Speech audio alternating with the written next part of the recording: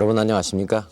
여러분께서도 이미 보도를 통해서 잘 아시고 계시겠습니다만은 오늘 밤에는 50여 년 만에 고향을 찾아오신 전 인민군 부참모장이었던 이상조 선생을 모시고 여러 가지 얘기를 나누겠습니다. 지난날 북한 권력 지도부의 핵심 역할을 했던 이 선생님을 모시고 오래간만에 고국을 찾아오신 그 감회라든가 여러 가지 그 개인이 지내온 일생에 관해서 얘기를 나누고자 합니다. 여러분 박수로 환영해 주시면 대단히 고맙겠습니다.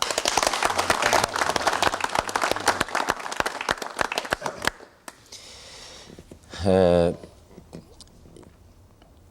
6.25 전쟁이 났던 지 벌써 40년이 됐습니다. 예. 제가 그 당시 나이가 국민학교 6학년이었습니다. 그런데 6.25 전쟁 당시에 북한 인민군의 최고 지도자였던 한 분이 저와 이렇게 방송을 한다는 것에 대해서 저 개인적으로 대단히 감개가 무량합니다. 별 말씀. 이번에 추석 성묘를 하셨다고 들었습니다. 고향에 내려가서 50년 만에 고향을 보신 감회가 어떻습니까? 고향을 방문하겠다는 그 생각은 나와 같이 외국에서 그 시일을 보낸 그 누구도 다 가질 수 있는 한 가지 감정이라고 이렇게 생각합니다. 그래 마침 이번이 오게 된 것은 소련 당국의 그 이해 밑에서 그들이 빨리 출국 허가증을 갖다 준 것과 또 내 이 방문을 갖다 가능하게 해준 내 여동생, 이복 여동생의 초청장으로 여기에 왔습니다. 감상을 말하면 그 감개무량하다는 다만 한마디로서 이야기할 수 있습니다. 인상이라는 것은 대단히 인상이 큽니다. 내가 여기 와 본 것은 이 서울과 부산, 울산, 경주 이런 여러 곳을 보았는데 한마디로 말하면 해외에서 생각했던 것보다도 한국의 발전이 빠르고 또 그리고 이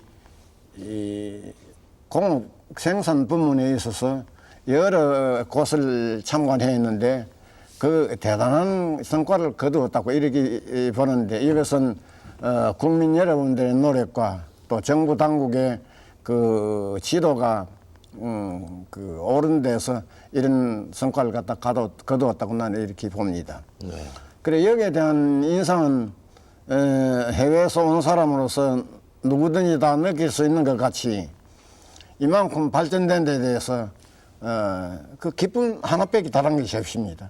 하나는 내가 와서 본 것은 과거에 내 고향은 초가집들이었는 그 초가집이 전체 기와집을 변하고 과거에 보던 그 상점의 상품 순환 얼마 되지 않는 그런 상품이었는데 오늘 현재를 본다고 할 것 같으면 사람들 생활에 필요한 그 모든 것이 다 훌륭하게 이 진열되어 있는 여기에 대해서 큰 그런 그 인상을 갖다 받았습니다. 그리고 이 선물을 하였다는 이것은 50년 이래 처음인데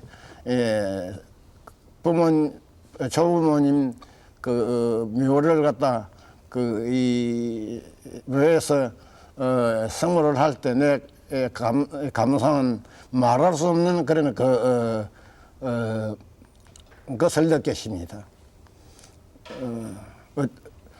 이미 돌아가신 그분들에 대해서 내가 살아있을 때 많은 그런 고통을 갖다가 주었고 여기에 대해서는 뭐라고 말할 수 없는 그런 이런 이 복잡한 감정을 가지며 실은 성모를 하게 되었습니다.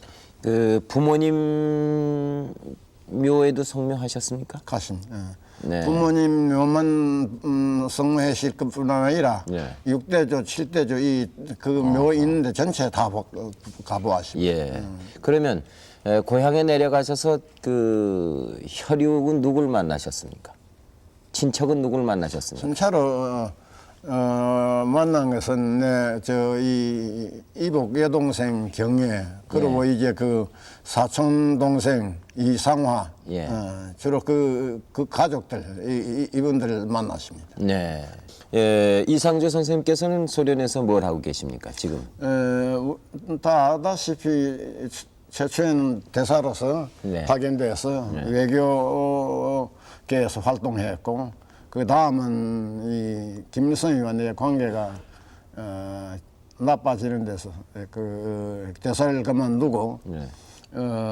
이 한시 일시에 이 소련에는 당 기관의 최고 학부인 중앙당 직속 고급 당학교에서 공부를 좀 했고 그 다음엔 이 민스크 과학원에서 철학연구소에서 상급이 그 연구원으로서 있으시며 거기서 학위를 받으시며 네. 그래서 지금은 일하지 않고 예.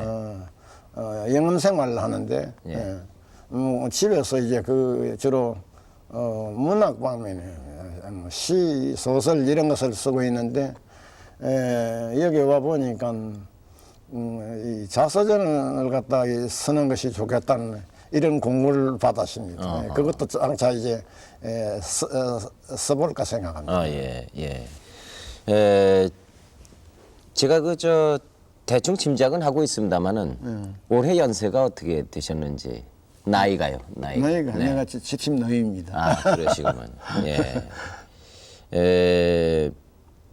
그 어떻게 해서 그 북쪽으로 가시게 되셨습니까? 그 당시 북경에서 이제 중국 학생들이 반일 투쟁 예. 그 학생 운동에 거기에 대단한 그 관심을 가지고 북경을 가서 이제 중국 대학에 공부하려고 했는데 의학 관계가 그래서 그걸 뜻을 이루지 못했습니다. 그러던 중에 소식을 들으니까 중국 남방의 광동 중삼대학에서는 조선 학생들을 갖다 이제 받고 또 거기에 있는 학생들이 있다는 것을 갖다 들었습니다. 또 다른 한 곳은 뭐냐 같은 그 도시에 있는 건데 중앙공교 분교라는 것이 거기에 있었습니다. 여기에도 조선 학생들이 있었습니다. 그래서 광동을 내려갔습니다. 광동을 내려간 때가 어느 때냐 할 것 같으면 일본군이 중국을 침략해서 노구교 사병과 그 후에 상해를 갖다 점령하게 되었을 때 거기에 있던 그 청년들이 우리가 여기서 공부만 하고 있을 게 아니라 일본 제국주의가 중국을 갖다 점령하는 이 전쟁에 우리가 참여하는 게 좋겠다. 그런 이제 것이 이견이 돌아서 거기에 있는 학생들 대부분이 한 두어 사람 남겨놓고 다 남경에 집중했습니다. 그러면 항일 운동을 그때부터 시작을 하신 겁니다. 시작했죠. 예. 그래서 거기에서 이제 그 당시 이제 민족혁명단이라는 것이 조선민족혁명단을 김원봉 씨가 하는 혁명단체였는데 거기에서 전쟁이 일어나고 우리가 이제 북상을 하고 하니까 전쟁에 할 그런 목적으로서 공안학교에 학습을 하는 것이 좋겠다. 그래서 중앙공안학교 특별훈련반이라는 조선 한 중대가 거기서 이제 군사훈련을 갖다 하고 공안학교를 갖다 필요하십니다. 그 당시 대한민국의 임시정부를 비롯한 광복군이 있었을 겁니다. 그 광복군과는 어떤 관계였습니까? 그건 그 당시 전쟁이 나고 광복군이 나는 조직된 것은 아니고 그 후에 아마 조직됐습니다. 후에 조직됐고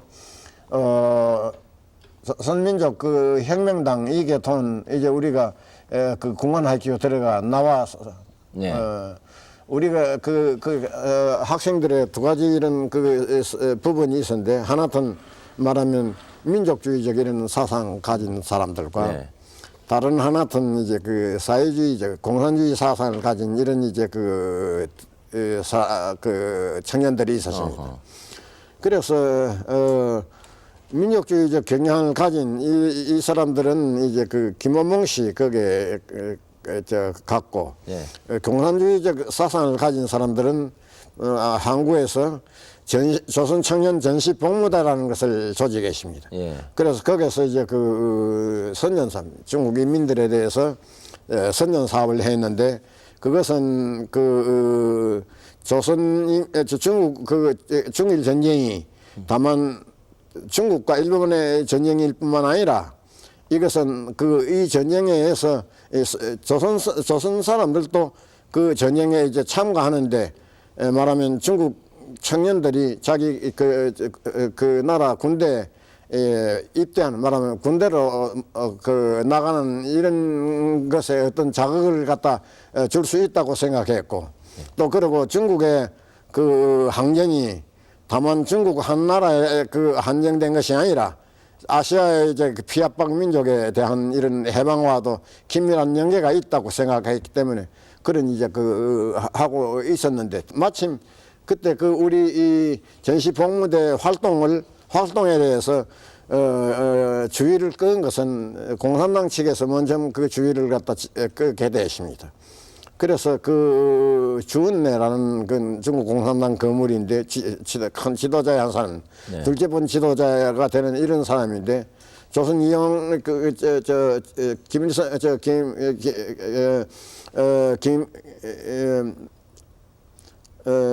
그러니까 조선민족혁명당의 그 책임자에게 이용대를 만드는 것이 없겠는가? 이용대를 갖다 조직해서 전선에 참가하는 것이 어떻겠는가? 그건 주울레라는 사람의 제안이었습니다. 제안입니다. 그래서 그것을 갖다가 이제 김원봉 씨가 받아들였고 또 우리도 동의하고 거기에 참가하기로 했습니다. 그래서 거기에서 비로소 조선 이용대 조직되었는데 내가 말하는 아까 민족주의적 개항은 제1지대가 되었고 사회주의적 공산주의적 이런 그 청년들은 제2지대가 되었습니다.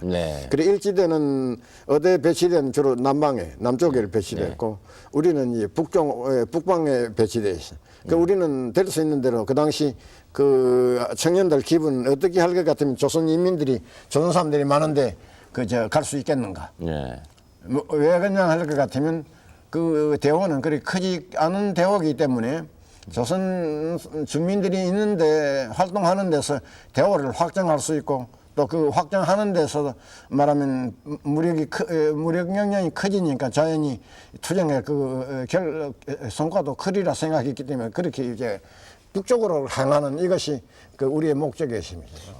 그럼 김일성을 제일 처음에 만나신 건 어디에서 언제였습니까? 벌써 후에 그것은 어디에서 만나셨습니까? 거기서는 내가 이 조직 기초에서 조선이용 제3지대가 형성했고 조선이용군 3지대가 그 당시에 이제 뭐냐 할 것 같으면 일본의 잔병들 혹은 또 거기에 이제 들어온 그런 이 만주에 두 부분 군대가 들어왔습니다. 하나는 국민당, 하나는 이제 공산군, 팔로군이라는 게 들어왔는데 우리 3지대 조선 이용군은 나중에는 1지대, 2지대, 3지대 전체가 뭐냐 할 것 같으면 우리 영향에 있었습니다. 말하면 공산주의 주의자들의 영향하에 있었고 그것은 말하면 팔로군과 중국의 이 군대와 형제적인 이런 관계를 가지고 있었습니다. 거기에서 말하면 동국 해방에 있어서 이 조선 이용군 이 3지대가 상당히 큰 역할을 했습니다. 그래서 그 당시 전후에 조선 농민들이 많이 있는 농민들이 다른 그런 중국 사람들의 비적이나 이런 피해를 입지 않고 무사하게 일할 수 있었다는 거기에 일정한 공헌이 있었다고 나는 그렇게 봅니다.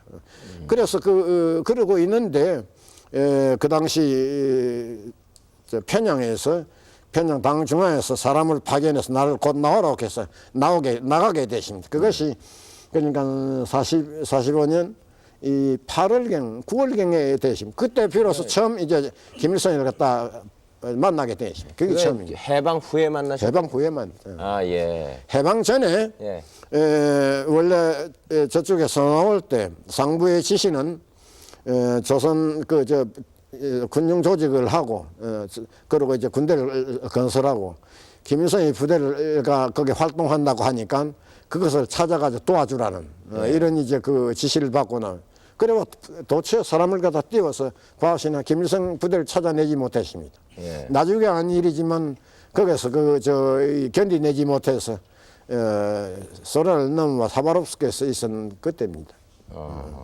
그러면 그러니까 거기서는 만날 가능성이 없었지 서로. 해방 후에 만났군요. 후에 만나. 예. 그때 처음 김일성을 만난 것이 해방 후에 평양에서 만났다고 그러셨는데요. 그렇죠. 그때는 서로 어떤 자격으로 만났습니까?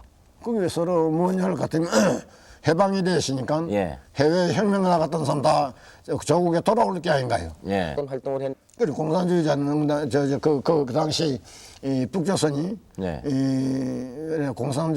공산의 합법적으로 존재했고 예. 또 소련군 그것을 갖다 말하면 소련군이 그게 존재했으니까 자연히 그걸 나오게 된 것이지. 예. 그러면 김일성이 북한에 들어오기 전에 소련에 있었다고 그러는데 소련에서는 어떤 활동을 했는지 못 들으셨습니까? 들은 얘기는 여기 저 책들도 많이 나왔고 예. 하바롭스 그 부근의 그 조그마한 촌에서 예. 김일성 부대만 간 게 아니라 예. 그 당시 그 동국에 있었던 예. 그런 주보중이라든지 리존 이런 사람들이 있습니다. 예. 그런 중국 이제 그 유격대 예. 말하면 김일성 유격대 이것이 다 그 당시에 그 중국 유격대 한 부분이란 말이에요. 그러니까 거기에 가서 그 사람들이 그 군대 훈련을 받았지, 군사 훈련. 예. 그 군사 훈련을 하게 된 그 동기는 그 당시 그 일본 관농군이 100만 군대가 만주에 그 주둔하고 있지 않았습니까? 예. 그것은 말하면 활사는 어디를 겨누는 게 할 것 같으면 소련을 겨누는 게란 말이에요. 또 소련은 그 일본 군대 그거 이제 방어하기 위해서 방대한 이런 이제 저 군대를 갖다 주둔시켰단 말이에요. 그러니까 조선 그 김일성 부대나 이 빨주산을 그들이 접수해서 말하면 앞으로 전쟁이 불가피라는 건 이런 이제 구라파 제2차 대전 당시니까 이들을 갖다가 주로 그 군사훈련식 정탐 군사 그 정찰 부분에 사용하기 위해서 그들이 거기서 군사훈련을 받은 겁니다. 그러면은 그 만주에서 항일 운동을 하던 공산당원 젊은 그 항일 투쟁하던 우리 한국인이 많이 있는데 소련 그 하바롭스크인가 거기에서 그 별 활약이 없던 김일성이 해방되자마자 권좌에 오를 수 있었던 것은 어디에 이유가 있습니까? 그러니까 소련 사람들이 그 당시 예. 이 조선에 대한 예. 그런 정보가 대단히 약했습니다. 네. 조선에 어떤 사람들이 있고 어떤 정당들이 있고 다 몰랐습니다. 네. 그래 와서 이제 그 점령한 구역을 이 행정 그런 이 책임자들 어떤 사람들을 갖다가 이제 시키면 좋겠나 네. 이런 문제는 그 사람들 모르니까 예. 누구를 갖다 시키나 이런 문제가 아마 자연히 그 내부에서 그 토의가 되시라고 예. 생각합니다. 그러니까 그 빨치산에 있은 사람들이 저 김일성이 있었고 그 강건이라는 사람이 있었고 예. 김철기가 있었고 네. 또 이 보위상 하던 최용건이가 있었고 예. 이것이 다 다른 조그만그만 소부대에서 존재한 것입니다. 예. 그러니까 이 조선에 누구를 갖다 말하면 조선 지도자를 갖다 내세우는가 네. 거기에서 선발된 것이 김일성이었습니다. 아하. 그러니까 그 민의에 의해서 된 것이 아니고 네. 그러니까 소련군 그 군대 그 점령군의 그 지도자들 말하면 그 판단에 의해서 그것이 된 게 다 일기입니다.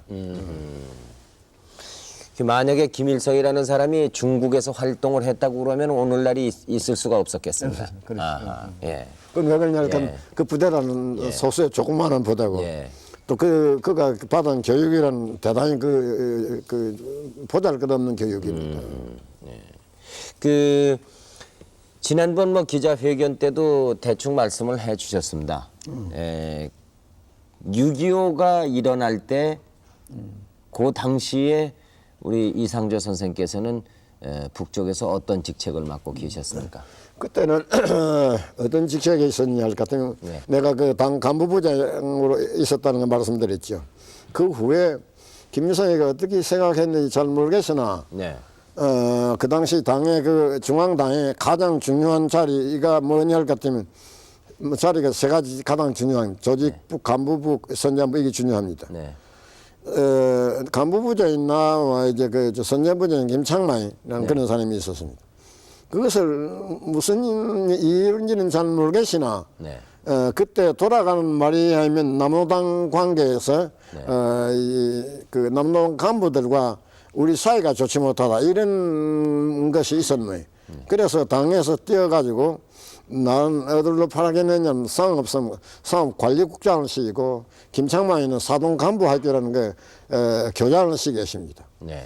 그래 그 후에 이제 이 사업성 부상으로 이제 나는 올리고 저 김창만이는 이 교육성 부상으로 갖다 올리고 다시 이제 복구를 했는데. 네, 그것은 상업성 부상이라고 그러면 지금 여기에 상공부 차관 차장은 그런 겁니다. 예. 그러니까 그런 말하면 군과는 관계 없는데 계셨군요. 아니 그러니까 예. 이 그 당시에는 예. 이 전쟁 계획에 대해서든지 네. 전쟁의 이 준비라든지 여기에 대해서 우리는 참여하지 못했습니다. 예. 그래 전쟁이 시작되자 예. 나는 어떤 사명을 가지고 이 북경을 간 일이 있습니다. 김일성의 이 부탁에 의해서. 예. 그래 그 북경을 갔다 이제 갔다 왔다 하면서 서로 이제 뭐냐 할 것 같으면 전쟁의 상황을 갖다 이제 이야기해 주기도 하고 예. 그들의 이제 의견을 갖다 듣고 전달하기도 하는 이런 말하면 그런 일이 이제 있었습니다. 예. 그래 있었는데 이 군대에 이제 몸을 두게 된 것은 네. 전쟁이 확대되고 이제 여러 가지 곤란 문제가 생기니까 또 나를 갖다 이제 최고사령부 부참모장 겸 이 정찰국장을 임명하고 김창만이는 부참모장 겸 이 동원국장을 갖다 임명했습니다. 그래서 다시 이제 군대에 들어가게 됐죠. 네. 그러면은 6.25나고 얼마 있다가 인민군에 그러니까 6.25가 그것이 시작되어서 예. 말하면 어느 때 갔느냐 할까 어느 때 군대에 들어가게 됐느냐 할까 후퇴할 그 당시 조금 전에 후퇴라는 거는 뭘 후퇴는 뭐냐 할 것 같으면 네. 조선인민군이 이제 남쪽으로 들어가실 때 네. 사흘 만에 서울이 함락되고 예. 다시 남쪽으로 해서 부산이 일각에 이렇게 낙동강까지 다, 예, 압축되잖아요. 내려갔었죠. 예. 그때 얘기입니다. 예. 그때 그럼 인민군 부총참모장이 그리고 되셨습니까? 됐어요. 아하. 예. 그러니까 나는 직접 거기에서 이런 환경이었기 때문에 예. 이 작전 지휘라든지 여기 한 것이 아니라 마지막에 우리가 이제 또 후퇴하게 되었단 말이에요. 네. 후퇴하게 되었을 때 김일성이가 내게 말하는 것은 뭐냐 할 것 같으면 최후의 이 예비역을 당신에게 맡기니까 이들을 갖다 받아가지고 중국에 가서 말이에요. 곧 이제 군사 훈련을 하고 부대를 갖다 만드는 게 좋겠다. 그래서 거기에 한 10만 명 되는 그런 이제 이 말하면 이 징병된 사람들 거기에 가서 이제 군사 훈련을 하고 사단과 이제 군단을 갖다 조직해서 교육하는 일을 주로 했습니다. 중국에서요. 중국에서. 네. 그러니까 북한에서 훈련을 시키지 않고 중국에 데려가서 훈련시킨 이유는 왜 그러냐 뭡니까? 할 것 같으면 벌써 다시 말하면 유엔군이 북진을 계속하니까요. 뭐냐 할 것 같으면 이 유엔군이 상륙해서 네. 후방을 끊었다면 차단할 때 네. 그러실 때 말하면 조선인민군 김일성이 맞는 군대들은 분산되어 있습니다. 그러나 중국에서 나간 세계 사단은 사단이 분산된 일이 없이 그대로 그 영향을 그대로 보존하고 있었습니다. 김일성이 남침을 명령한 것은 6월 25일이었겠죠? 김일성이가. 아마 그 며칠 전이겠지. 며칠 전이었습니까? 내부에 이 전선에 배치된 네. 그 사람들은 그거 다 알아야 된단 말이에요. 예. 그러니까 아마 며칠 전에 그거 이제 얼마만한 전에 됐는지는 모르겠지만 회의가 있었을 겁니다. 예. 그러니까 장령들 모집 아마 소집회가 회의했겠지. 그거에서 전달이 되고 그 명령은 어느 때 한다는 그것까지 다 아마 거기서 결정하고 그 후에 이제 명령이 내리고. 그런 데는 참여를 못 하셨습니까? 그 못했지. 예. 그러면 그 6.25가 시작이 됐다는 것은 어디서 하셨습니까? 전쟁이 일어났다는 것은 언제 하셨습니까? 전쟁에 한 것은 평양에 내가 싸움성 부상을 있었으니까 어떻게 모르겠습니다. 예. 전쟁이 나가자 예. 곧 그 성명가 있잖아요. 그러니까 이제 라디오 방송에 하면 네. 오늘 몇 시 몇 분에 남쪽 그때 그다 괴뢰군이라고 합니다. 서로 괴뢰군이 이 북침에 왔다. 네. 그래서 아군은 말이야 뭐 5km인지 이렇게 후퇴했다. 네. 이게 이제 방송이 처음입니다. 네. 그래 좀 있다가는 어떤 방송에 했냐 같으면 북침에 온 군대를 갖다가 반격해서 지금 남쪽으로 말 추격 중이다는 이런 게 나왔단 말이에요. 그거를 아는 것이죠. 야, 예. 그럼 얼마나 전쟁 준비하는 것을 보셨습니까? 준비한 이전에 어떻게 준비된 그건 내가 군대에 있지 않았으니까 알 수가 없지. 그건 전혀 모르셨습니까? 예. 아니 군대 군대 일이라는 것은 네. 민간 간부들에게 아무 나라에서도 누설하는 게 아닙니다. 또 아무리 친한 사람들이라도 내가 친한 사람 가운데 그게 대부분 장령들이었습니다. 네. 서로 만나고 하들 그런 문제가에서는 한마디도 얘기해 본 일이 없습니다. 전쟁을 그들이- 지금 준비하고 그들이 있다 이러는 얘기. 전쟁 준비하는 것을 요직에 계신 이 선생님도 전혀 모를 정도로 비밀리에 했다 이런 얘기입니까? 그렇죠.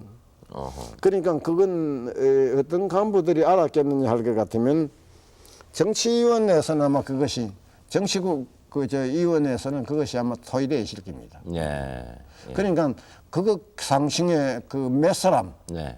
불과 아마 10여 명이 되지 않겠나. 나는 이렇게 난 모르겠습니다. 네. 그러면 남쪽에서 국군이 북한 괴뢰를 침공을 하기 때문에 우리가 반격을 했다.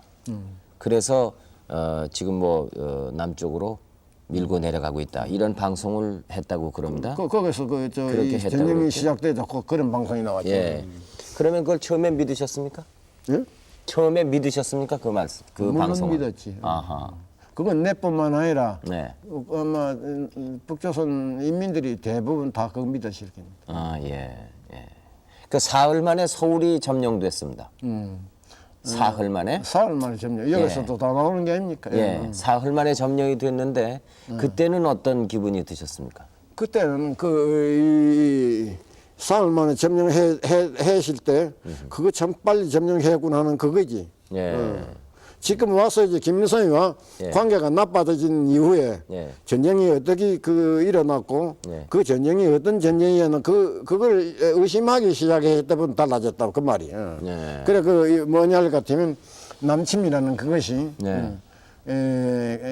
그쪽에 북침이 아니라 이 남침이라는 이걸 알 수 있는 것은 네. 왜 그걸 알 수 있는 군사적으로 볼 때 일선에 배치되어 있는 적군 정형에 대해 되게 다 알고 있습니다. 이쪽도 알고 저쪽에도 예. 되게 어느 사방이 어디 배치되어 있고 어느 이 중무기가 어디에 있고 땅크가 어디에 있고 되게 다 압니다. 예. 그래 만약에 먼저 시작한다고 할 것 같으면 예. 가지고 있는 그 부대가 가지고 있는 군대가 가지고 있는 중무기 혹은 그 비행기로서 말이 적국의 이 전선에 있는 그 부대들을 갖다 80%는 거의 소멸할 수 있습니다. 먼저 시작하는 쪽이. 예. 예. 얼마 시간이 안 되어서 예, 예. 그거는 많은 시간이 요구되지 않습니다. 예. 그런 것을 봐서 그때 비로소 이제 생각했단 말이에요. 그런 것이 아니었구나.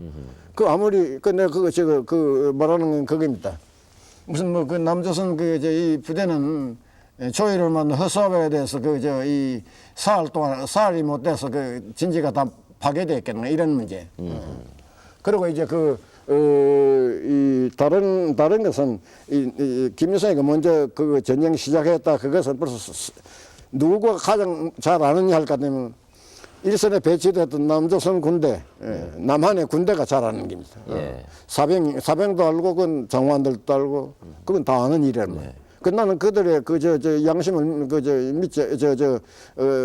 믿는 바입니다. 그들이 그 말한 건 거짓말이 아니란 말이에요. 어느 때 이 공격을 받았고, 어느 때 이 북쪽에서 진공이 어느 때 어느 부대가 공격을 하고 그 사람들 다 잘 압니다. 그러니까 이것은 그 김일성이가 아무리 남쪽에서 먼저 쳐들어왔다 해도 지금 와서는 논리가 서지 않는다 그게입니다. 그리고 또 국제적으로도 그 문제가 이제 확정되고 있는 것은 예를 들어서 후르쇼프의 그 메모란다 거기에도 거기나 그러는 게 좀 나옵니다. 이런 것을 봐서 지금 김일성이가 남침했다 이것은 뭐 말할 여지가 없습니다. 그가 그걸 변명할 여지가 없습니다. 그것뿐만 아니라 그 당시 이 군대를 갖다가 남쪽으로 이동한 이것은 이제 남쪽에 또 알 수 있었단 말이에요. 그 당시에는 뭐냐 하면 군사 훈련이라는 군사 훈련한다고 하고 이제 사단들을 옮겼단 말이에요. 그 다른 사람들은 다 그런가 보다 생각했지. 거기 그 전쟁을 위해서 이 군사 훈련을 하기 위해서 거기에 이 군사 훈련을 갖다 했다는 그걸 생각지 못했다면 누구도. 일설에 의하면은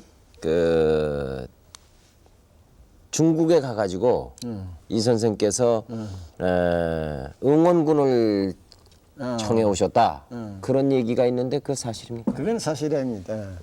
그러니까 이 중국에 이제 아무 나라라도 이제 전략적인 그런 이 계획과 전략적인 그런 구상은 있단 말이에요. 평시에도. 그러니까 이 미국군이 접종해 이 북쪽으로 향해서 왔을 때 중국군은 그걸 갖다 이제 다시 더 전진 못하도록 그 사람들은 이제 대책을 갖다 썼다 이렇게 볼 수 있죠. 그러니까 내가 아는 범위는 이 미국군이 이쪽에 한 방향으로는 이 황해 말하면 이쪽 서해 이를 연해서 이쪽으로 들어오고 다른 하나는 중앙에 말하면 동해에 가까운 데서 이렇게 들어오고 있었단 말이에요. 그때 중국의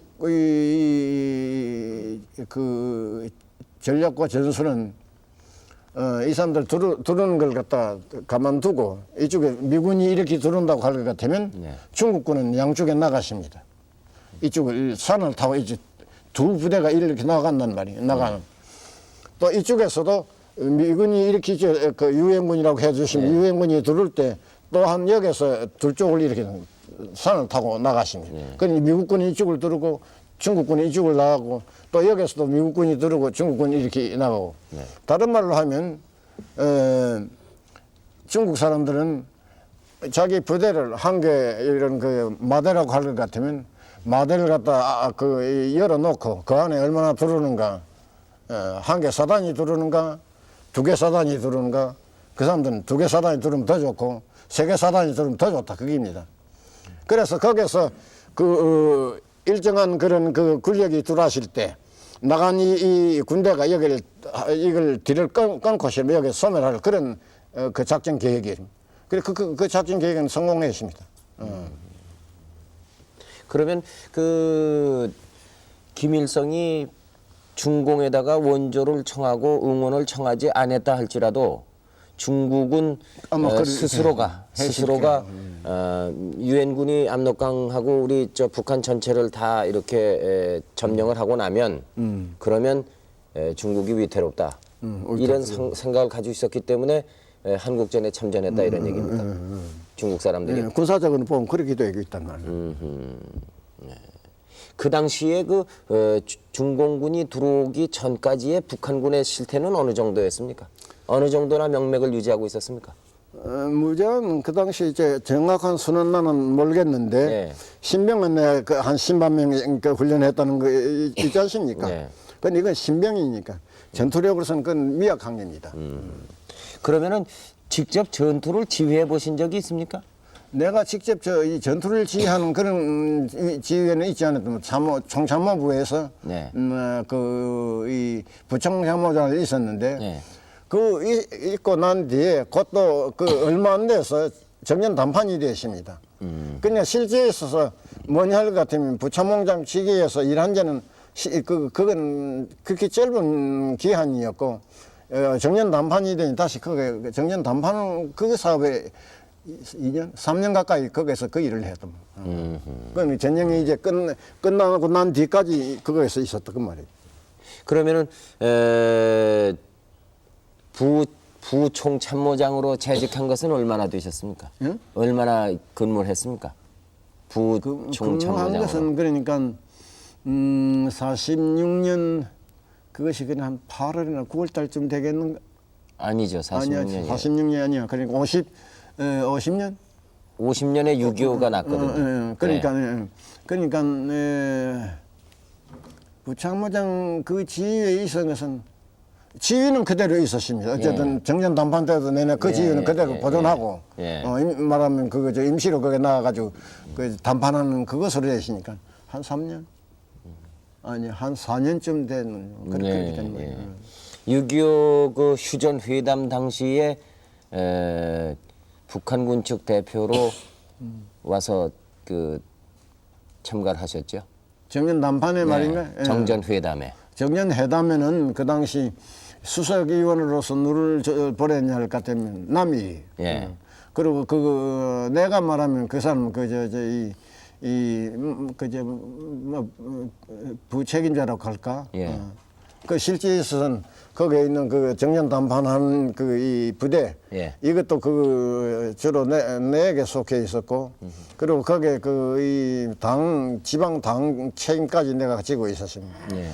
정권 그까지 말하면 개성지구 당위원회 개성지구에 있는 그 두 개 군인민위원회와 개성시민위원회 이것이 전체 이 지구당에 속해 지구당 위원장에게 말하면 그걸 지도할 그런 권한을 갖다 맡기십니다. 네. 그러니까 당시에 지금으로부터 1952년에 휴전 회담이 있었지 않습니까? 그 당시에 필름이 저희들에게 있습니다. 사진이 있다 이런 얘기입니다. 그 당시 사진이 저희들이 가지고 있습니다. 사진? 네. 그 사진 내에 계십니다. 많이 있습니다. 그래요? 저희는 그 활동 사진을 가지고 있습니다. 그걸 한번 보시겠습니까? 그거 보십시오. 보시면은 기억이 나시겠습니까? 물론 기억이 나죠. 예.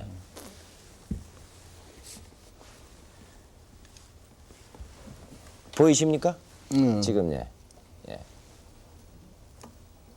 저희가 처음에 휴전 회담 장소로 마련됐던 개성이 아닌가 싶은데. 저기입니다. 예.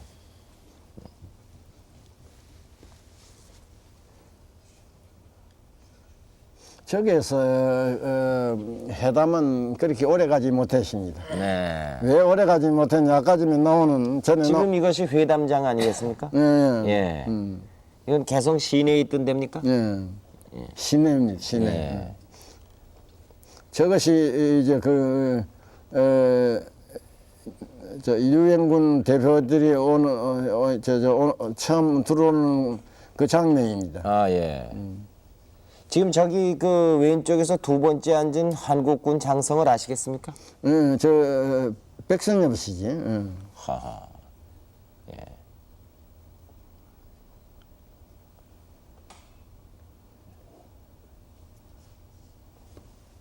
이 사람들의 얼굴도 기억하시겠습니까? 저쪽에 있는 사람이 이쪽에 있는 저 해군 중장인 내 이름은 잊었습니다. 저희 유엔군 대표단 단장이었고 아하. 부단장 누구인지 그건 난 잘 모르겠어요. 누구가 그 부단장 책임을 지고 있는지 그건 모른단 말이에요. 네. 저 사람들 올 때 잠깐만 기다리십시오. 지금 뭐냐 하니까 연락 공간으로서 파견된 사람. 예. 이건 납니다. 그때 당시 계급이 무엇이었습니까? 저 당시에는 소장이었고 나중에 중장으로 이제 승급되고 그래. 네. 지금 몇 살 때시였습니까? 응? 몇 살 때입니까? 저 때 모습이. 가만 있어. 그것이 30살쯤 됐는가 아마. 예, 어, 그렇군요. 어. 저분이 누굽니까? 예, 그렇습니다. 예?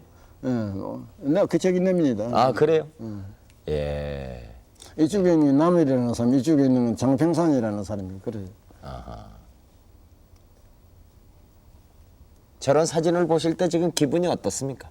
그 무슨 특별한 기분이 없습니다. 그래요? 예. 예. 대단히 감회가 깊고 옛날 생각이 나고 그러시지 않고요? 물론 아니 그 무슨 그때 그 생각이 하면 지금이라도 그때 정형을 갖다 모르는 게 아니라 다 잊어본 건 아닙니다. 예. 지금 저것은 그 판문점으로 옮겨가지고 옮기네요. 예, 그 건물이 없어서 텐트를 치고 이제 회담을 할 때였던 것 같습니다. 그 첫 번째 모습이었고 지금 이것은 그 휴전 조인을 조인하는 데입니다. 휴전 협정, 조인식을 가지는 데인데 그때 그 가장 의견을 좁히지 못했던 문제는 어떤 것이었습니까? 양쪽이 서로 팽팽히 맞섰던 주장은 뭡니까? 첫째 정년 담판이 시작돼서 우리 초기의 판단은 네. 아주 간단하게 해결될 수 있다고 생각해요. 예, 산발선에서 전쟁이 일어나시니까 예. 우리 산발선에서 다시 정전을 하자. 예, 이전 그대로 상태를 갖다 복구하자. 이것이 우리의 생각이고, 아마 그렇게 되리라고 우리는 생각해요. 예. 그 정년이는 한 3, 4일이면 끝나리라고 이렇게 생각하고 나갔는데, 네. 담판을 해보니, 그건 아니란 말이에요. 예. 그쪽, 미국 측은 무슨 걸 갖다 요구하는 일 같으면, 무력이 유엔군이 강하다. 네. 제공권을 가지고, 제해권을 가지고, 그러니까 정전선을 어디에 끄자고 하는 일 같으면 편향을 남쪽에 이어는 그런 선을 끄자고. 그건 우리가 도저히 접수할 수 없는 그런 선이 아니었습니다. 예, 그 안을 두고 실은 두 상방이 많은 논쟁이 있었습니다. 예, 그래 그 안을 두고 논쟁만 있었던 것이 아니라 상방의 그 군사 충돌이 대단한 그 범위에서 벌어졌습니다. 왜 그러냐 할 것 같으면 예. 미국식은 생각에 군사적 압력을 가한다고 할 것 같으면 혹 그것이 성취되리라 이렇게 생각해요. 그거는 그 사람들의 오산이었습니다. 중국 사람들이 그걸 물러나면 그 국가적인 말이에요. 위신을 지킬 수 없습니다. 북조선 그딴 문제라고 북조선은 무슨 북조선도 물론 그 체면 씌울 수가 없지요. 네. 그러니까 서로 이제 접촉할 수 있는 이 선은 가장 합리적인 선은 38선이라 그렇게 우리가 생각해요. 그래 그것이 되지 않아서 저들은 이제 이 편향을까지 이제 점유하려는 예, 그런 것이 나중에는 서로 이제 이가 경론이 돼서 말이에요. 예. 우리가 말한 건 당신네들이 전쟁에서 얻지 못한 땅은 이 해장에서도 얻지 못한다고. 예, 군사적 이 역량은 접촉성이기. 예, 여기가 지금 전쟁이라고 하면 이게 말이 중요한 이것이 선이다. 그게 공정한 말하면 군사 분계선을 끊는 데는 그 원칙에 의해서 꺼야 된다. 결국은 그들이 그걸 접수했지요. 그래서 이제 군사 분계선이 현재와 같이 그렇게 된 겁니다. 38선 북원에서 댕기고. 예. 그 당시 유엔군 측 대표로 정전회담에 참석했던 사람들이 북한 측의 대표 중에 가장 다루기 어렵고 깐깐한 사람이 그 이상조 아마 장군이다. 그 사람들이- 이렇게 얘기했다고 그러는데요. 그런데 그 사람들과 이제 실제 담판하는 것이 주로 중요한 문제 해결은 네. 이 소조에서 해결되니까 서로 논쟁이 전개되실 때 저쪽이 말하면 내가 반박을 하고 우리 말하면 저쪽이 반박을 하는데 거기에서 아마 내가 우리의 원칙을 갖다 고수하고 논쟁하는 데 있어서 무슨 그 사람들에게 진일은 없습니다. 그러니 아마 미국 사람들이 그렇게 말하는지도 모르겠습니다. 그러면은 회담이 끝나고는 그 회담의 결과를 즉각 가서 김일성에게 보고하곤 했습니까? 응? 어떤 거? 휴전 회담이 이제 끝나면은 팽팽히 맞서든가 무슨 결론을 얻든가 했을 것 아닙니까? 그러면 그 결과를 가지고 김일성에게 가가지고 보고를 했습니까? 그때 김일성의 태도는 휴전을 원하는 것이었습니까? 휴전. 예. 왜 그러냐 할 것 같으면 전쟁을 인해서 예. 모든 것이 다 파괴되시니까 예. 그 이상 더 전쟁을 해 나갈 그런 힘이 없었습니다. 만약에 중국 인민형 저 지원군이 나오지 않으시면 북조선 그대로 망하는 겁니다. 그러니까 이 김일성을 말하면 김일성뿐만 아니라 북조선 전체 인민들이 어떻게 하든지 휴전해야 된다. 그 한 마음이 있습니다. 만약에 전쟁이 조금 더 오래 갔었더라면 어떻게 될 뻔했습니까? 좀 오래 간다 하더라도 이 휴전선 중국이 있기 때문에 괜찮습니까? 북쪽으로 봐서. 중국 인민지원군이 예. 더 후퇴하지 않습니다. 그 사람들은 이 소위 그 당시에 인해전 전선이라 해서 이 유엔군 한 개 사단에 세 개, 네 개 사단으로서 그거 응전했습니다. 그 때문에 서로 호상하는 그 피해가 많았지. 그러니까 김일성이 그 당시에 휴전을 하면서 가장 고집을 부린 건 뭡니까?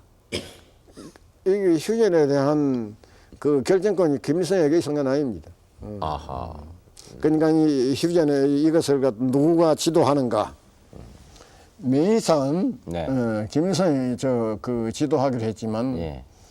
솔직히 말하면 그 당시에 북조선에서 그 외교라는 걸 어떤 외교 정책에 외교원으로서 단련된 사람이 없었습니다. 준비된 사람이 없었습니다. 예. 그건 마찬가지로 아마 남한에서도 그렇게 했지만 그러니까 만약에 김일성이가 이 휴전談판을 지도했다고 하면 큰 일이 났을 겁니다. 그러니까 이 사람 뭐냐 할까 그 지도는 중국 사람들에게 김일성이 만약에 휴전 회담을 주도할 수 있었다 그러면 큰 일이 났을 것이다. 그런데 어떤 큰 일이 났을 것입니까? 그 더 오래 갈 수 있습니다. 행정전이 더 끌고 부당한 이런 제의를 갖다가 제출해 시키고談판이라는 것은 서로 양보해야 됩니다. 양보하고 서로 타협하는 거기에서談판이 성립될 수 있지. 일방의 그런 그 의견만 가지고 그 성립되는 게 아닙니다. 예. 그래 정작 휴전에 조인을 할 때, 휴전을 결정하는 그 조인식을 가질 때는 어떤 기분이었습니까? 그리고 그 조인식은 원래 저쪽에 그 유엔군의 총사령 네. 이제 그 사인하고 네. 이쪽은 그 최고사령관 이 김일성이는 말 그렇게 사인하기로 이렇게 되었지. 네. 그런데 어떤 일이 생기냐면 그 남일이라는 사람이 이제 그 쓸데없는 걸 우려를 했는데 김일성이 거기 나와가지고 거기서 조인하러 나가면 그 남쪽에 그 이 테러 분자들이 그 테러를 하지 않겠나 총을 쏴 그런 일이 없겠는가 이런 걸 남일이가 이제 주장했습니다. 네.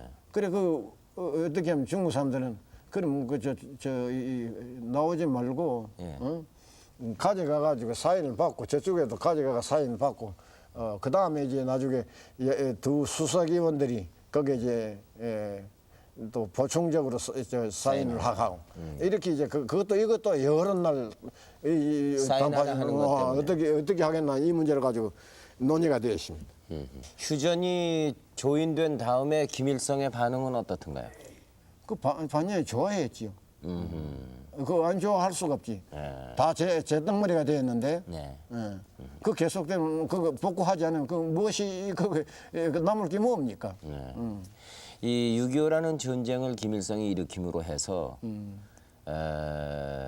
양쪽에 그 젊은 군인들이 또 많은 민간인들이 또 많은 그 외국의 유엔군 참전한 사람들이 생명을 잃었습니다. 네. 그 한 어떤 군대의 지도자로 있던 분으로서 전쟁이라는 것을 어떻게 생각하십니까? 그것은 나는 이렇게 봅니다. 전쟁이라는 이것은 대단히 이 조선 민족에게서 네. 불행한 일이었고 대단히 유감스러운 이런 일이라고 이렇게 봅니다. 그래서 내가 말하는 것은 첫째 이 전쟁을 일으키고 조직한 그 사람 김일성이가 말하자면 이거 전적 책임을 져야 되고 여기에 김일성이가 이 전 인민에 대해서 이 사죄를 해야 된다. 그리고 또 이것이 말이 한 나라의 운명만 좌우했을 뿐만 아니라 이것이 그 세계에 준 그 영향 여러 가지를 봐서 그가 정치가라고 할 것 같으면 그 정책이 좋은 결과를 가지지 못했을 때 응당 그 자리에서 물러나야 하는 겁니다.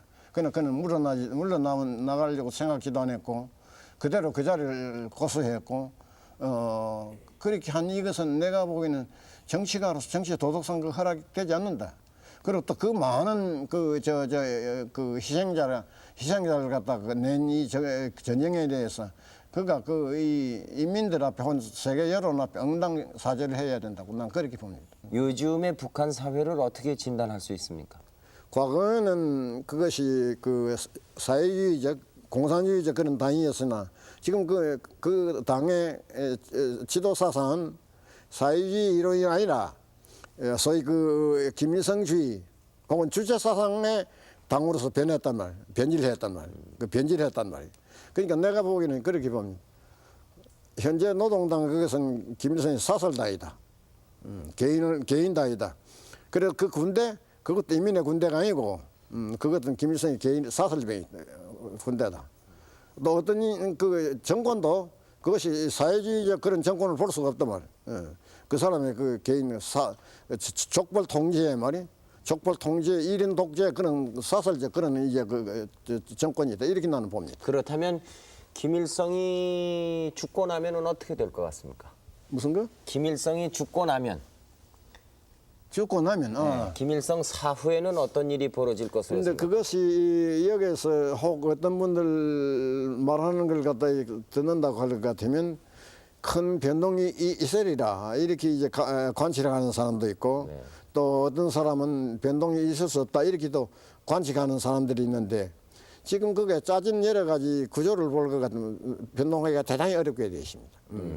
군대에는 그 사람들 친복이 옛날에 그 빨치산 같이 하던 오진우라는 사람이 거기에 이제 그 국방상을 입고 그리고 그 내무상은 김일성이와 이제 그 아주 친하던 그 사람의 아들을 갖다가 그 내무상을 갖다 내무상을 갖다 씌우고 있고 이런 정령하에서 거기에 만약 그 김일성을 반대하는 이런 사람들이 많이 있다 하더라도 공개적으로 반대할 만한 그런 영향을 갖다 그 영향이 되지 못한다 이렇게 봅니다. 그러면 김일성이 사후에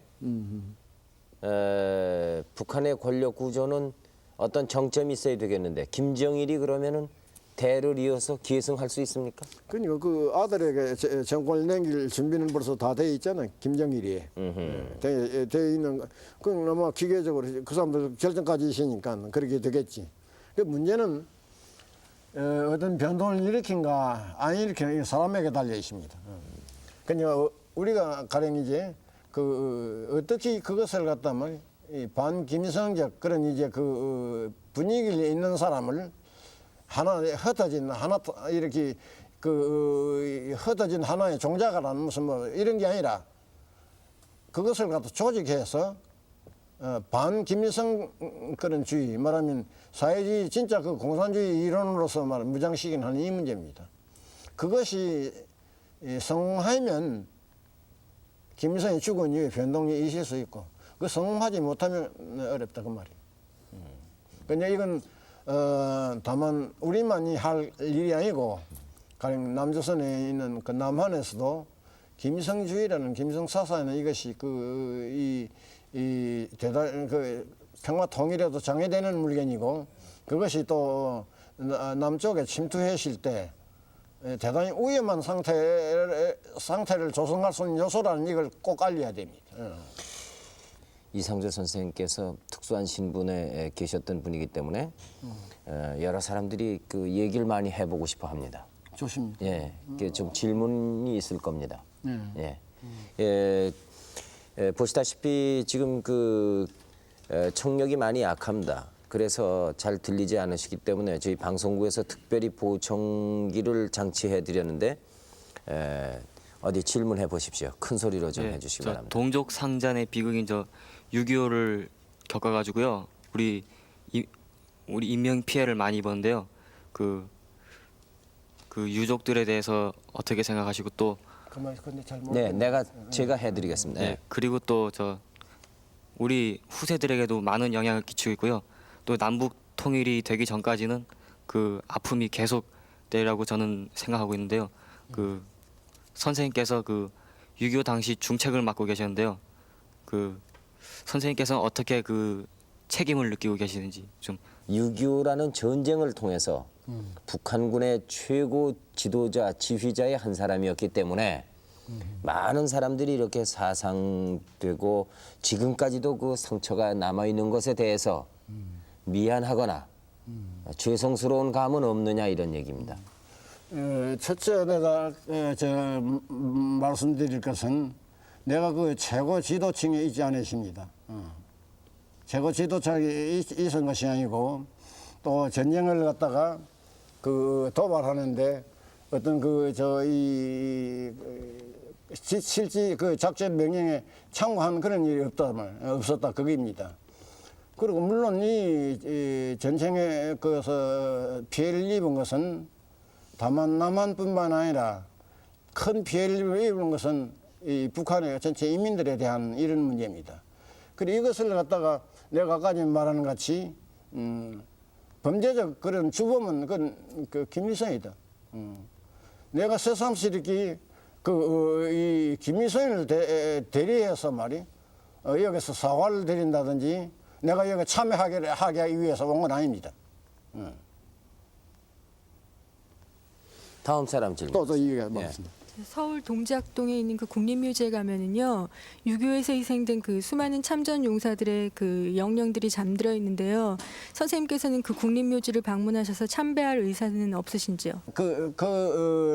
거기에 아침에 갔다 왔는데 네.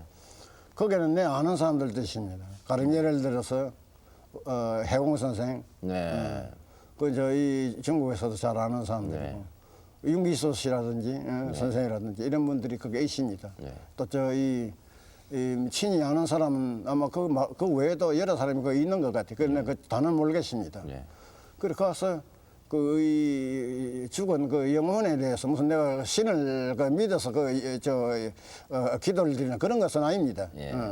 그건 이제 그런 그 묘에 참관하는 관습에 의해서 여기서 시행되는 그 절차에 따라서 이 머리를 갖다 숙이고 그렇게 한 것인데 그것이 말이요. 그럼 가기 싫은데 억지로 가면 그건 아닙니다. 가령 이 사회주의 국가에서도 그런 이제 그 국가에 공론이 있는 사람들 이런 묘지에 가서 말이다 고개를 숙이고 혹은 그 하관을 가서 말이 꽃을 갖다 이렇게 하고 하는 이게 상념입니다. 그래서 나는 오늘 가는 그것이 말하면 그런 그 예의를 갖다 지키기 위해서 내가 할 수 있는 일을 그 묘에다가 이제 향긋불을 갖다 피우고 같이 그분들하고 고개를 숙이십니다. 네. 또 딴 사람 질문하세요. 지금 거기에는 나를 낳아주시고 나를 키워주신 부모의 유택들이 있기 때문에 가고 싶어 하는데 그것을 지금도 못 가게 하는 이유는 단순히 북한에 있는데 선생님께서는 그에서 협조하고 싶은 마음은 없는지요? 여기 사람들이 북한의 마음대로 가서 망향제나 이런 제사를 모시고 올 수 없겠는지요? 거기에 가서 협조할 수 있는 동정심이 없는지요? 그것 좀 고견을 좀 듣고 싶습니다. 그건 선생의 마음이나 내 마음이나 같은 마음이고 또 처지도 같은 처지입니다. 내가 그 문제를 갖다 해결할 만한 그런 내게 힘이 없는 것이 대단히 유감입니다. 그리고 선생의 이 고민 이것은 나로서 동정하고 말이 거기에 이 뭐라고 하시면 좋을라지 나도 모르겠습니다. 처지는 선생이나 내는 큰 차이가 없습니다. 요번 와봤다 이기고 못 가셨다 기긴데 물론 이것은 갈 수 있는 전도가 아직 없는 게 아니고 우리 거기에 희망을 걸고 또 그걸 위해서 평화 통일을 위해서 우리가 노력하는 것이 말하면 그 해결의 길이 아니겠는가 이렇게 나는 생각합니다. 그래서 그랬다고 해서 매개 북조선서 온 사람에 대해서 너 그 사과를 해라. 너 그걸 이 전쟁에 참가해서 걸 갖다 그 한거하지 못했으니까 전체 인민에게 혹은 이 보도기관을 통해서 그 자아 비판을 그건 안 됩니다.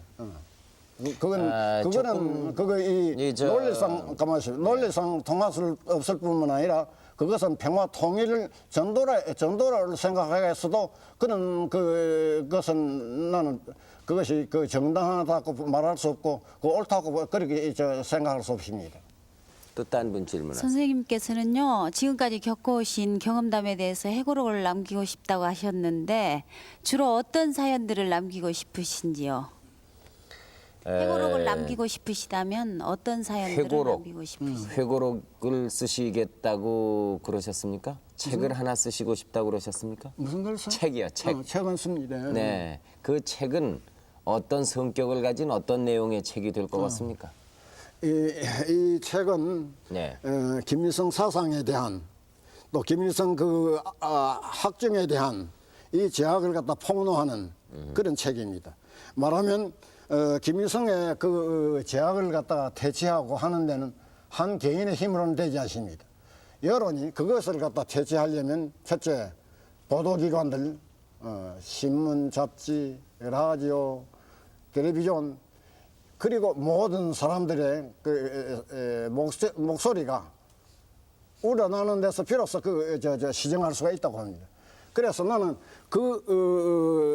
그런 이 분위기를 만들기 위해서 김일성에 대한 그런 죄악사, 김일성이가 가령 그 사람들이 말하는 것 같이 혁명의 성자이었는가, 아니면 인류의 민족의 도살자였는가, 이것을 갖다 밝힐 겁니다. 그리고 그것을 보통 그저 말로가 밝힌 게 아니라 논리적으로 이론적으로 그의 저작과 그의 행동과 그를 지지하는 그 분위기의 사람들 여러 가지 저작들이 있습니다. 그것을 갖다가 분석하면 실어 그것이 반동적이고 그것이 용납될 수 없다는 그것을 갖다 이제 내용으로 하는 김일성 주의를 갖다가 말하면 분사시키기 위한 그런 책을 갖다 준비하고 있습니다. 네. 어떻게 따지고 보면 그 일제하에 어려울 때 태어나셔서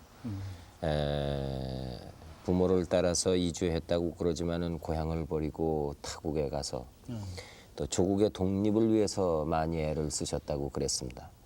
그러나 사상적인 것으로 인해서 남북이 갈린 입장에 공산주의 체제에 들어가서 거기에서 6.25라는 전쟁을 통해서 물론 그 전쟁이 일어난 후라고 그러지만은 인민군의 그 높은 그 장성까지 그렇게 됐다가 또 소련 대사로 갔다가 거기에서 김일성이라는 사람과의 의견의 반목으로 인해서 소련이란 땅에서 또 살게 되지 않았습니까? 50년 만에 고향을 찾아왔습니다. 50년 후에 고향을 내가 찾아올 수 있을 것인가? 아니면은 6.25 전쟁 중에는 한 40년 후에 내가 고향을 찾을 수 있을 것인가? 또 소련의 망명 생활을 하면서는 앞으로 내가 20-30년 안에 고향을 찾아갈 수 있을 것인가? 이런 생각을 해보신 적이 있습니까? 물론 고향을 갖다 잊어본 일은 한 번도 없습니다. 그러나 내가 현실이 고향에 갈 수 있으리라고 생각을 했느냐 이러니 그런 날이 올 것이다 이렇게 생각을 해봤습니까? 그 가능성이 언제든지 있었으니까. 예. 그러니까 이것이 이제 그 어떤 형식으로서 그것이 이제 실현되는가 이걸 갖다 생각했는데 첫째 나는 그 당시에 여기서 받아주겠는가 안 받아주겠는가 이것도 하나의 문제시했습니다. 여기 내가 고향이 남쪽인데 남쪽에서는 나를 갖다 이제 전형적인 공산주의자로 보지 않겠습니까? 그리고 내가 오는 것을 가도 여기서 어떻게 하겠는가? 그것도 몰랐습니다. 또 저쪽에서도 그 당시에 내가 보내는 것이 옛날은 어려웠습니다. 가서 무슨 말을 하겠는가? 나를 내보내는 데서 김일성이와 어떤 일 갈등이 생기지 않겠는가? 그 사람들도 그런 걸 고려 안 할 수가 없습니다. 그것이 지금은 점차적으로 다 해결이 되었고 이제는 내가 보기에는 왔다 갔다 할 수가 있고 있다고 나는 이렇게 보면. 그러니까 내가 처음에는 그런 가능성이 아니요. 없어. 여기 올 때, 여기 온다는 결정이 났을 때, 그때 혹시 말이죠. 혹시 제 말씀 뭐냐면 내가 인민군의 지도자의 한 사람이었다. 지휘관의 한 사람이었는데 6.25라는 전쟁으로 그렇게 많은 피해를 당한 남쪽의 국민들이 나를 갖다 이해하겠는가? 혹시 신변에 위험이 있지 않겠는가? 이런 생각은 해본 적 없습니까? 나는 그런 일 생각해보니 내가 내 한평생 이러니 저러니 하더라도 일본 제국주의와 싸웠고 예. 그 나를 갖다 혁명자로서 한 혁명자로서 많은 그 이 조선 남조선에 있는 그런 이 사람들이 내게 대해서 그렇게 이 불쾌한 감정은 안 가지실기라 나는 이렇게 생각하고 왔습니다. 그 항일 운동을 했다는 것에 대해서는 높이 평가를 받으실 수 있겠습니다. 그러나 동족이 상잔하는 그 피비린내 나는 6.25를 통해서 생각을 할 적에는 적군의 대단히 높은 그 지휘관이었지 않습니까? 이쪽에서 보건대는? 그걸 내가 좀 더 설명하지. 내가 여기 오는 데 있어서 내 집안의 식솔들은 네. 내 딸 자식들은 가지 말라고 했습니다. 네. 왜요? 왜 가지면 신변 안전이 보장되겠는가 안 되겠는가. 그건 두 가지 일을 아들과 딸들이 생각했는데 여기는 이 김일성이 파견한 그런 밀정들이 많이 실기다. 그러니까 그들이 손실 수 있지 않는가. 아하. 알겠습니까? 오히려 예. 그러니까 가시지 않는 게 좋겠다. 내가 떠나는 그날까지 그것을 갖다 내게 말했습니다. 그래 그랬습니다. 그게 용이하지는 않을 기다. 왜 그러냐 할 것 같으면 첫째 남쪽에 와서 남쪽에서는 나를 반대하지는 않을 기, 나를 갖다서 뭐 죽이고 그러지는 않을 기다. 왜 그러냐면 내하고 김일성의 관계가 악화되어 있는 이런 정령에서 나를 친구로 알지 나를 적으로는 하지 않는다. 그러니까 여기서는 내가 뭐 암살 당한다든지 박해를 당한다 그건 나는 그런 거 생각하지 않는다. 그래 그들은 그건 다 옳다고 말했고. 그래 여기 와가 또 그러면 김일성이 보낸 암살자들이 간첩이요. 그 자들이 그 행동을 할 수 있겠나 그것도 어렵다 나는 그렇게 봐요. 왜 그러냐면 랑군 사건과 여러 가지 사건을 통해서 그 테러 사건을 통해서 그들의 위신이 전락될 그들이 바보가 아니면 다시 그런 걸 갖다 내게 하면 그것보다는 좀 더 강력한 이런 반항이라는 걸까 할까 그런 항의가 있을 수 있기 때문에 나는 그것도 그런 나는 그렇게 너그 모양을 그렇게 생각지는 않는다. 네. 그러니까 안심하라. 네. 그러니까 그들이 내게 말하면 열흘에 한 번씩 혹은 일주일에 한 번씩 꼭 전화를 걸어달라고. 예. 그래 내가 얘기할 수 있는 것은 내가 외국에 나가서 20몇이라 꿈을 꾸어도 고향에서 꾸었습니다. 지금까지 살아오신 그 70년 넘는 생애에 대해서 되돌아보시면 어떤 감회가 있으십니까? 그렇지. 나는 후회는 하지 않습니다. 네. 내가 내 양심대로 살았고, 내가 옳다고 생각하는 그 사상에 충실했고, 내 생활 그 자체는 나는 남에게 내놓고 부끄럽게 생각하는 건 없습니다. 이 방송을 마치면서 꼭 하고 싶은 말씀은 없으십니까? 글쎄, 바라는 것은 모든 그 사람들이 또 특히 이 상층 지도층에 있는 분들이 사적 이익과 사심을 버리고 전체 민족의 이익에 자기의 뜻을 갖다 복종시킴, 이 분열이나 민족 간 호상한 이런 그 충돌을 일으킬 그런 말과 글을 갖다 삼가하며 전체가 다 한마음이 되어서 평화 통일을 성취하도록 힘쓰고 노력하길 바랍니다. 나도 그 노력하는 한 사람으로서 살기며 또 그렇게 생활하겠습니다. 네. 오늘 대단히 고맙습니다. 예? 이렇게 나와 주셔서 대단히 고맙습니다. 내가 이런 기회를 주어주신 데 대해서 감사합니다. 예, 예. 지금까지 그 50여 년 만에 고국을 찾아오신 전 인민군 부총참모장이었던 이상조 선생을 모시고 여러 가지 얘기를 나눴습니다. 아마도 6.25를 겪은 세대라든가 또 북쪽에서 이렇게 피난을 내려오신 500만이 되는 이산 가족이 우리나라에 있어서 남쪽과 북쪽이 1000만이나 되는 그 이산 가족이 있다고 그랬습니다만은 고향이 북녘이신 분들은 아마 감회가 더욱 깊지 않았겠는가 이렇게 생각이 듭니다. 여러 가지 생각이 있으셨겠죠. 오늘 끝까지 시청해 주신 것을 대단히 고맙게 생각합니다. 안녕히 주무십시오.